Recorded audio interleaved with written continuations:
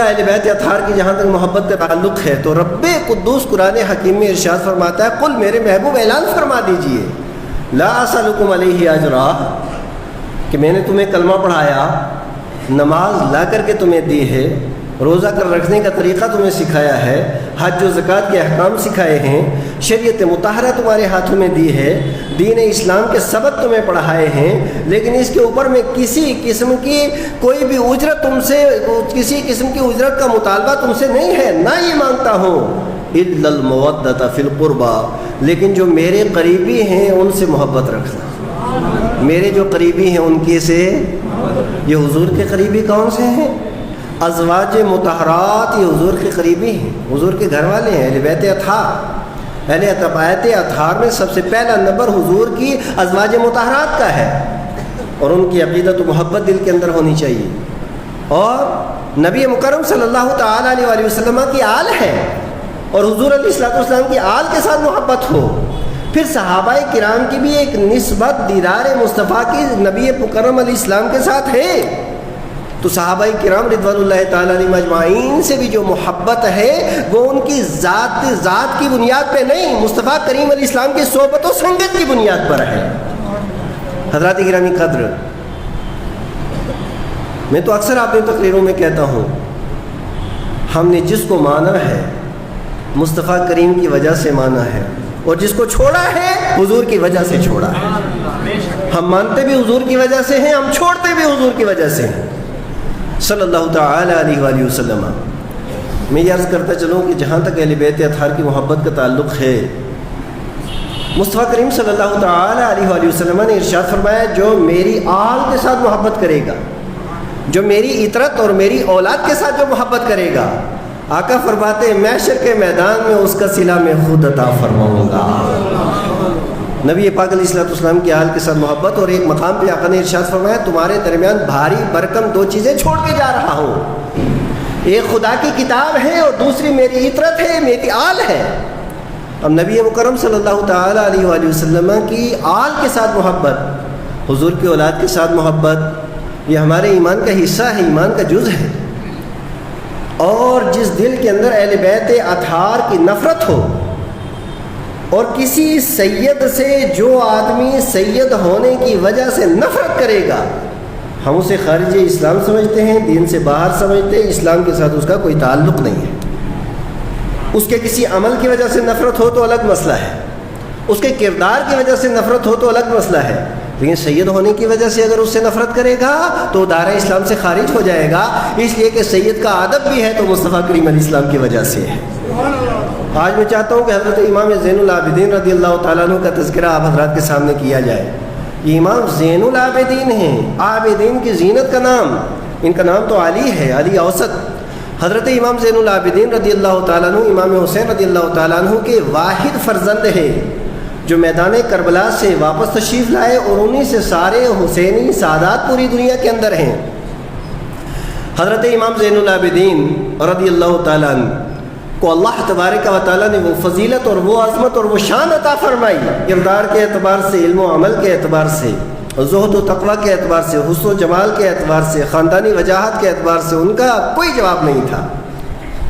اور میں یہ بھی عرض کرتا چلوں حضرت امام زین العابدین رضی اللہ تعالیٰ عنہ بہت زیادہ خوبصورت بھی تھے، اور ان کی خوبصورتی کا یہ عالم تھا کہ جو بندہ دیکھ لیتا تھا تو اس کا دل ان کی طرف مائل ہو جاتا تھا۔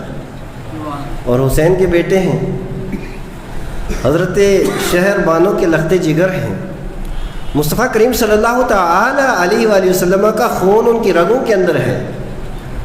ایک بار مدینہ منورہ کے اندر کالی خچر کے اوپر سوار ہو کر کے آپ تشریف لا رہے تھے، ایک شام کا شخص آیا، اور شام کے رہنے والے اس زمانے کے اندر بھی کچھ لوگ ایسے تھے جو اہل بیت اطہار سے بغض رکھتے تھے۔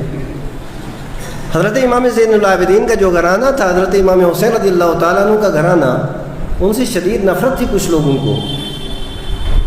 ایک شخص اسی ماحول کے اندر پروان چڑھا تھا، وہ شہر مدینہ آیا اور مدینہ منورہ کے بازار میں جا رہا تھا کہ ادھر سے حضرت امام کی سواری آئی۔ اب سواری آئی تو یہ دیکھنے لگا تو دیکھتا ہی رہ گیا کہ اتنا خوبصورت نوجوان جس کے چہرے کی ضیاباریوں کا یہ عالم ہے کہ انسان اس کا دیوانہ بن جائے. اب یہ کتنا اچھا آدمی ہے, چلو ان سے سلیکٹ کر لیتے ہیں. جا کے سلام کیا, اور سلام کرنے کے بعد کہا حضور میں شام کا رہنے والا ہوں اور میرا صرف ایک ہی کام ہے, اور اپنا کام بھی اس نے بتا دیا کہ میں اہل بیت اطہار کا دشمن بھی ہوں اور میں فلاں فلاں فلاں بزرگوں کی توہین بھی کرتا ہوں. تو حضرت امام زین العابدین رضی اللہ تعالیٰ عنہ کے چہرہ نہ متغیر ہوا, مسکرایا, اور آپ نے ارشاد فرمایا چل تو ہمارا مہمان ہے, مدینہ منورہ کے اندر آیا ہے, شہر رسول کے اندر آیا ہے, چلو آج میرے گھر, اور آپ ہمارے مہمان ہیں, ہم ضیافت کرتے ہیں آپ کی.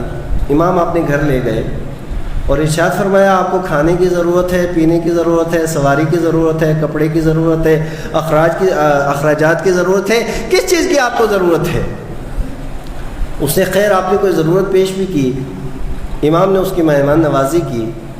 مہمان نوازی کرنے کے بعد اس کو کہا کہ ٹھیک ہے اب آپ تشریف لے جا رہے ہیں, ہاں ٹھیک ہے. دروازے تک اسے الوداع کرنے کے لیے آئے. کہا حضور والا آپ کی محبت کے اندر گرفتار ہو کر کے تو میں یہاں آیا ہوں, لیکن آپ اپنا تعارف تو کروائیے. کہا چھوڑیے آپ جائیے, آپ کا کام ہو گیا, اور آئندہ بھی اگر آپ کو کسی چیز کی ضرورت ہو تو میرے گھر آ جانا. اب تعارف کروا کے کیا لوگے تم؟ اور شاید میرے تعارف کروانے کے بعد آپ کو شرمندگی محسوس ہو, اور میں نہیں چاہتا کہ میرا مہمان شرمندہ ہو کر کے میرے گھر سے جائے.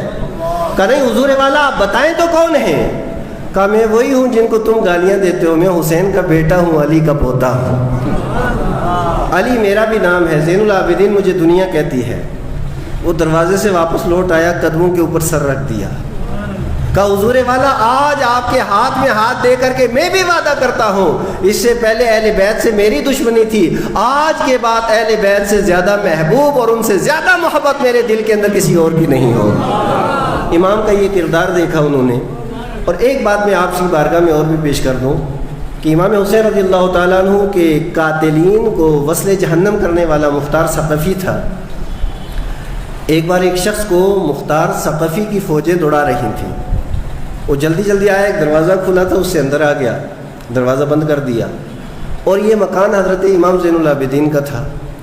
اندر آیا, بیٹھا, 3 دن تک اس کی ضیافت کی امام نے, اور اس کو بٹھایا. بٹھانے کے بعد کہا کسی چیز کی ضرورت؟ ہوا کیا؟ کہا مختار ثقفی کی فوجیں میرے پیچھے لگی ہوئی ہیں اور میں آپ کی پناہ میں آ گیا ہوں. کہا کوئی بات نہیں, میرے گھر رہو. اب اس کے بعد 3 دن گزرے, تھوڑے حالات ٹھیک ہوئے, اور اس کے بعد اس کو کہا تجھے سواری کی ضرورت ہے؟ ہاں ضرورت ہے. سواری بھی دی امام نے, اور اس کے بعد کہا آپ جائیے, تشریف لے جائیے. کہا حضور آپ نے مجھے پہچانا؟ کہا ہاں بالکل پہچان لیا تھا, تو میرے دروازے سے اندر آیا تھا نا, اسی وقت میں نے پہچان لیا تھا تو میرے باپ کا قاتل ہے. لیکن وہ تیرا کردار تھا, یہ میرا کردار ہے. اپنے باپ کے قاتلوں کو قتل ہونے سے بچانا, یہ اہل بیت اطہار کا, یہ سادات کرام کا, یہ حضرت امام زین العابدین کا, یہ امام حسن مجتبی اور امام حسین کے چمن کا, یہ حضرت علی کے پوتوں کا, یہ حضرت فاطمہ کے خون کا, یہ نبی پاک علیہ الصلوۃ والسلام کے خاندان کا طریقہ اور وتیرہ ہے.